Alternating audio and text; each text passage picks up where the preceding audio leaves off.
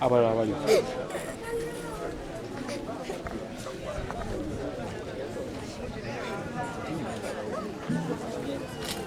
abana abato abayimire maaso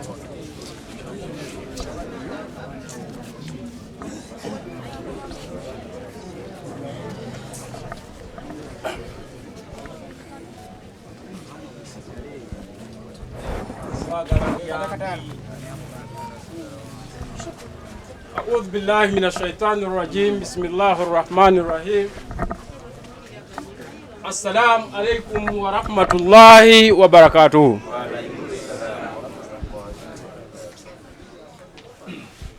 Ndoza eddoboozi lyange panvu bulungi otuuka ku buli omu insha Allah. La ilaha illallah, la ilaha illallah, la ilaha illallah, Muhammadu Rasulullah.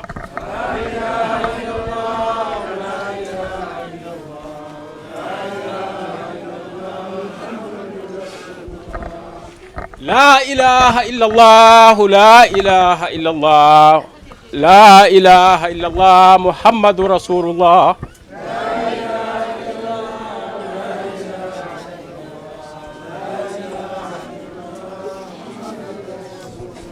La ilaha illallah, la ilaha illallah, la ilaha illallah, Muhammadu Rasulullah.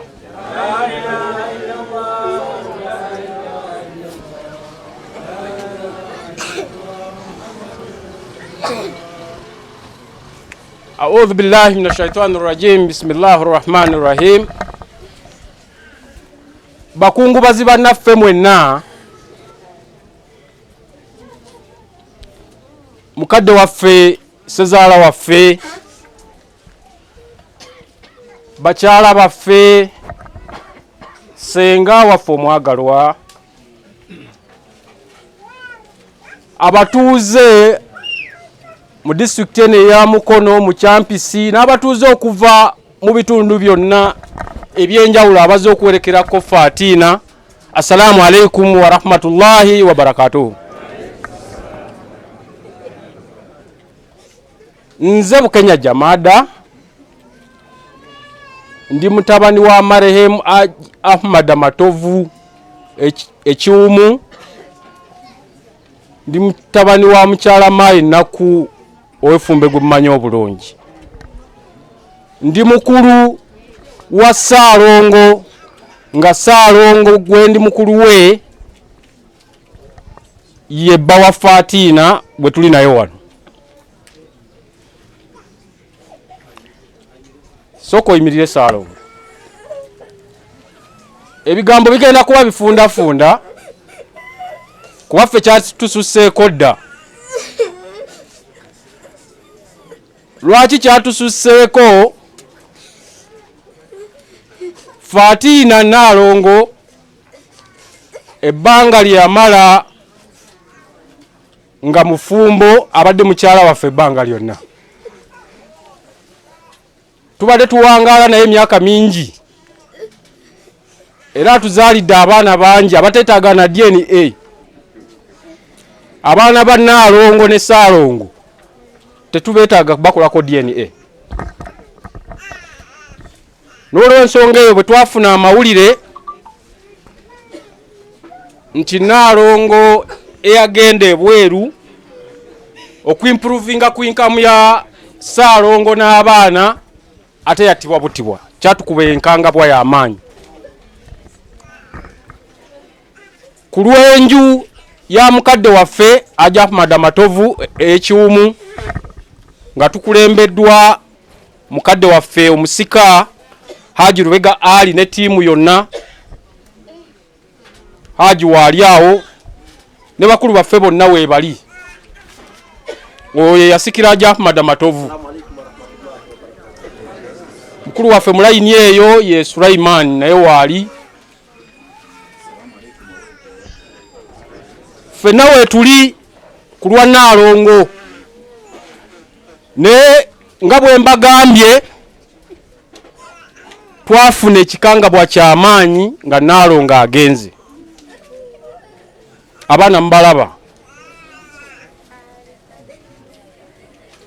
Ffe kye tugenda okweyama ssebo Ssezaala waffe Mwami Muwada, ttiimu eya Hajji Ahmad Amatovu tugenda kulaba nga abaana bano bakwatibwa mu nkwato ennungi nga Fatina bw'akyagala.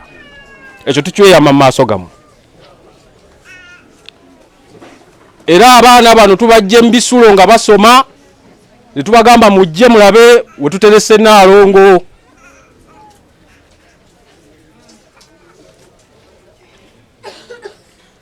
Awo sigenda sukkawo, kanneebaze mukkirize mu kutandikira ddala neebaze Allah subhanahu wa ta'ala. Ebigambo byogeddwa byonna, bano boogera bino, bano byogera biri, bano boogera bino. Ffe nga famire ya Hajji Ahmad Amatovu tuli bakkiriza nti Allah eyatuwa Fatina, era Allah y'omu ye yamukoze eki, ye yamututte.